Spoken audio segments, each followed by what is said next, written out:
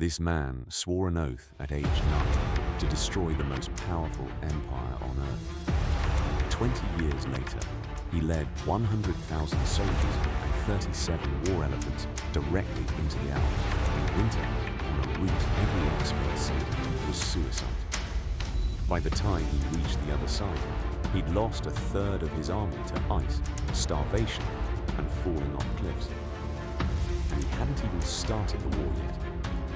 This is the story of Hannibal Barca's impossible crossing, and the 18 days that almost ended his campaign before it began.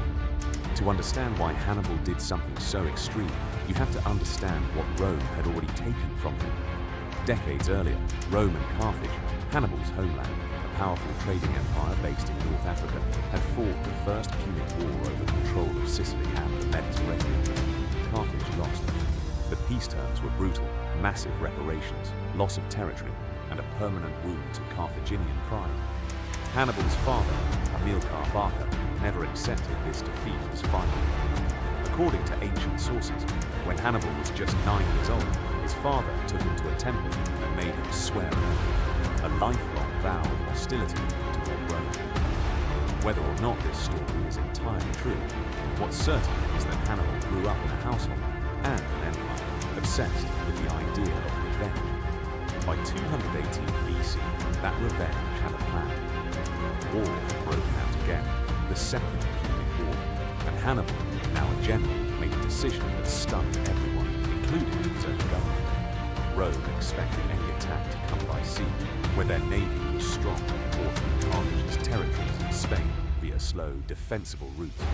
Instead, Hannibal decided to march his entire army overland, through hostile Gallic tribes, across the Pyrenees, through southern France, and then over the Alps themselves, directly into the Italian peninsula, catching Rome completely off guard on its own doorstep. Everyone told him it couldn't be done. The Alps in autumn and winter were considered a death sentence, even for small groups of travelers, let alone an army of this size, with elephants. He did it anyway. The army that set out from Spain was massive. Ancient sources put the number at around 100,000 infantry, 12,000 cavalry, and 37 war elephants. By the time Hannibal even reached the foot of the Alps, months of marching through hostile territory, fighting off ambushes from Gallic tribes, and crossing the dangerous Rhone River had already cost him tens of thousands of men. And the hardest part hadn't even started yet. What lay ahead was roughly 15 to 20 days through some of the most unforgiving mountain terrain in the world.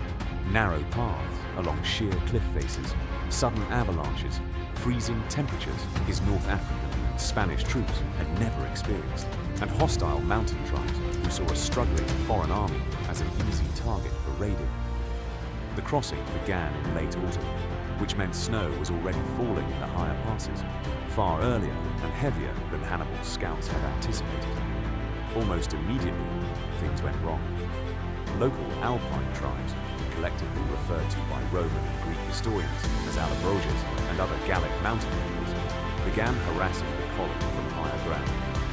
They rolled boulders down onto the marching soldiers, picked off stragglers with javelins, and ambushed the baggage train, which was strung out for miles along narrow paths that often allowed only a few men to walk abreast. One particularly devastating ambush occurred in a narrow gorge where tribesmen had blocked the path ahead and attacked from the cliffs above. Soldiers, horses, and pack animals were pushed off the path in time. Some accounts describe entire sections of the column being forced over the edge into ravines below, simply from chaos and panic, without the enemy even needing to land a killing blow. The terrain itself was doing as much damage as the enemy.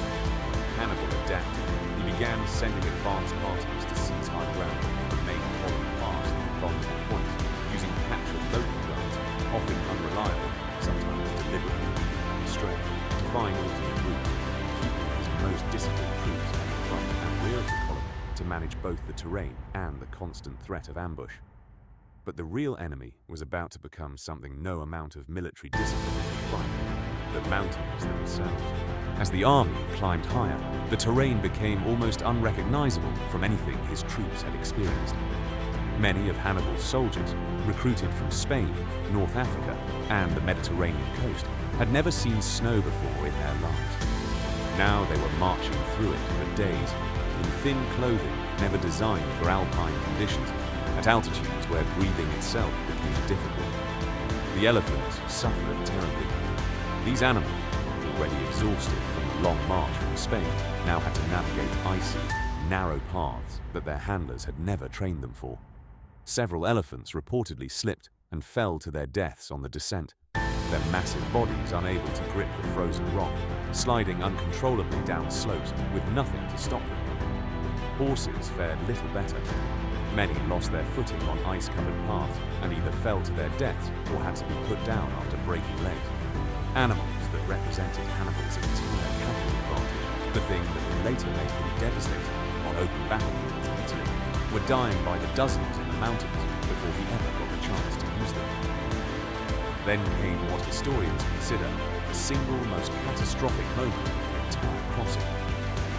Near the highest point of the pass, the army encountered a section of trail that had been completely destroyed, likely by a landslide or avalanche that had occurred recently, possibly even triggered by the passage of the army itself, disturbing unstable snow and rock above. The path simply ended. Ahead was a sheer drop, with no way around, no way down, and an army of tens of thousands of men, animals, and equipment stretched out behind, unable to go forward and unable to easily retreat back through the terrain they'd already crossed. For 3 days, according to the ancient historian Polybius, the army was effectively trapped at this point, unable to move forward because of the destroyed path, while soldiers and animals continued to die from cold, exhaustion, and starvation, simply waiting. Hannibal's solution was almost unbelievable in its scale. He ordered his engineers and soldiers to literally build a new path. They cut into the rock face itself, widening a narrow ledge enough for men, horses, and eventually the surviving elephants to pass through. Ancient accounts describe soldiers working in freezing conditions, using whatever tools they had, essentially carving a road out of solid mountainside like a desperate time pressure, while men around them continued to die from exposure. It worked. The army got through, but the cost had been staggering. By the time Hannibal's forces finally descended into the Po Valley in northern Italy, Roman territory, the army that emerged, was a shadow of what had left Spain. Estimates vary, but Hannibal is believed to have lost somewhere between a third and half of the entire force he'd started the Alpine crossing with, tens of thousands of men, the vast majority of his elephants, and a significant portion of his cavalry horses, to cold, starvation, falls, and constant harassment, without fighting a single major battle against Rome itself. He arrived in Italy with an army that was exhausted, frostbitten, reduced in numbers, and completely cut off from any reinforcement they supplied from command. By any reasonable military logic, this campaign should have been over when it began. Rome certainly thought so. They hadn't even bothered to seriously defend the northern approaches, because no one believed an army could come through that. And yet, within months, Hannibal would win one of the most lopsided victories in military history at the Battle of Petraea, followed by an even more devastating ambush at Lake Trasimene. And then, at Cannae in 216 BC, he would inflict what remains one of the bloodiest single-leg defeats Rome ever suffered, annihilating an army of nearly 80,000 Roman soldiers through tactical brilliance and still stunning military cannons. How was this possible with a force that had just been gutted from the Alps? Part of the answer lies in what the crossing did to the men who survived. The soldiers who made it were battered by the way possible. They hated some of the Roman soldiers couldn't conceive and were trusting Hannibal completely, because he led the front through every mile of it. The crossing had, in a brutal way, forged an elite force from the survivors. The other part of the answer is psychological. Hannibal's arrival in Italy, against every expectation, created shock, confusion, and took time. For 15 years, Hannibal campaigned in Italy, undefeated in major battles, becoming one of the most feared names in Roman history. A name Roman parents would invoke centuries after to frighten children into behavior. Yet despite all of this, despite care.